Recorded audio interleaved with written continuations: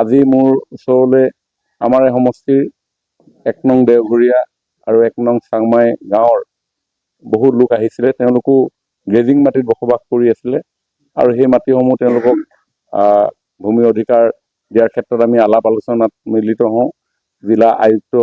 চক্ৰ বিষয়া সকলোৰ লগতে আমি আলোচনা কৰোঁ আৰু গোটেই বিষয়টো আমি আগুৱাই নিবৰ কাৰণে प्रयास करीम और समांतराल भावे हमने के चाह बागिचा में ये सब आदमी आहे वो सब आदमी के भी भूमि के अधिकार देख ले हमने के मुख्यमंत्री डांगरिया एक विशेष व्यवस्था ले ही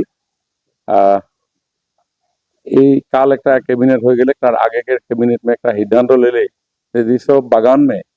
लाइन में रहल जो सब आदमी आहे वो सब आदमी के भी वो भूमि के अधिकार देख ले हमने कैबिनेट में सिद्धांत ले ले और आज हमने एक प्रक्रिया आरम्भ कर प्रत्येक समष्टि में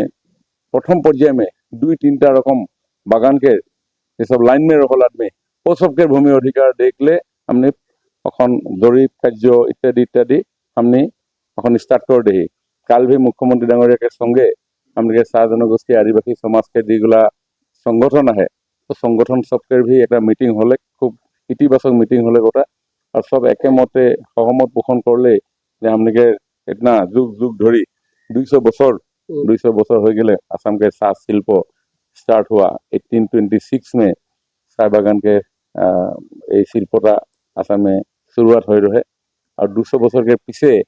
इतना डांगर एक समस्या समाधान करे हमने के सरकार आगे बढ़ रहे। मैं आशा करो थी जे हमने के जेटा उद्योग ले ग्रेजिंग लैंड थका लोकसर समस्या और बागिचात जो सब आदमी आहे वो सबके भी भूमि अधिकार हिमंत बिश्व शर्मा देवे।